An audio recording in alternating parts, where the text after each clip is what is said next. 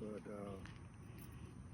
what the story is around money was that Emmett came in and he did whistle at her, but when she walked away, he said something and they all thought he heard it. She heard it. He said, "Man, I sure would like to have some of that white, you know what?"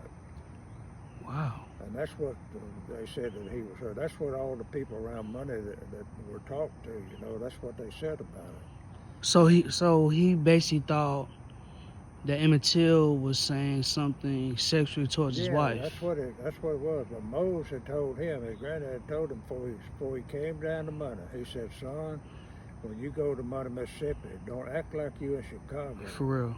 This is in Money, Mississippi, Mm-hmm. and it ain't the same as Chicago. You can't do the same thing." And that's what he did. He disobeyed his granddaddy, and then he said something he shouldn't have said. Now, if that's the exact words, I don't know exactly. That's what I heard, you know. Okay. And I lived up there for about 3 years later after that. Yes. But I also knew the guy that killed Medgar Evers.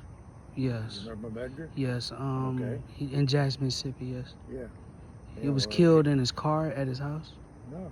Yeah. Well, he got out of the car at his house and he was shot. Oh, okay. Byron DeLay Beckwith is a guy that did. I knew DeLay well.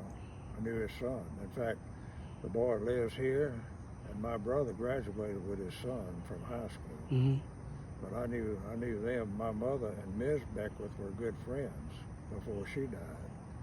And then after this boy went to, after DeLay went to Jackson for trial, Mm-hmm. he came back. He came straight to my mother's house to thank her for letting his son stay at our house while he was in jail down there. Okay. But back on Emmett Till, do you still have contact with the lady? Okay. No. You said that you on the last time you saw her, where she was at? I knew she was in Rouville because J.W. Milam, the brother-in-law, or her brother, was I was postmaster at Rouville. And when one day I looked up and here comes J.W. Milam walking in the door, I said, "J.W., how you doing?" And he went, "Who are you? Who are you?" Wow. I said, "I'm Charlie Chatham. Who are you?" He took off running because he knew my uncle had the store up there, and he knew I knew more than he wanted me to know. Wow.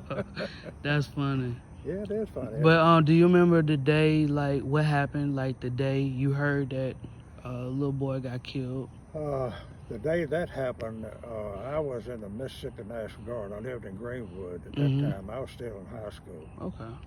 And, you was in high school when it happened? When that happened, yeah. Okay. But see, years later, I moved up to Money and lived up there for about 3 years. Mm-hmm. But when I was in high school in the National Guard, they called us out to active duty at the LaFleur County Courthouse. Yes. And we surrounded the courthouse because there were so many threats of people were going to come kill and all this that the sheriff had received that they called us out to active duty.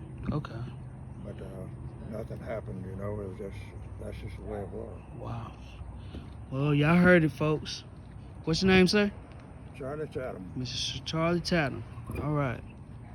And I told the same story to the human rights class in Southern Mississippi. Okay. Mr. Bob Press. Mr. Bob Press was a professor over there. And I got my good friend Clint Martin. You know Clint? No, sir. He's a Tuskegee Airman guy with red jackets, you see. But the Tuskegee Airmen, I got Clint to go with me, and Mr. Press said, "Why do you want Clint to go with you?" I said, "Because we need two sides of it. We need what I say and what Clint would say." And so that's how we went over there, and we spoke for about an hour. Okay. Thank you, sir.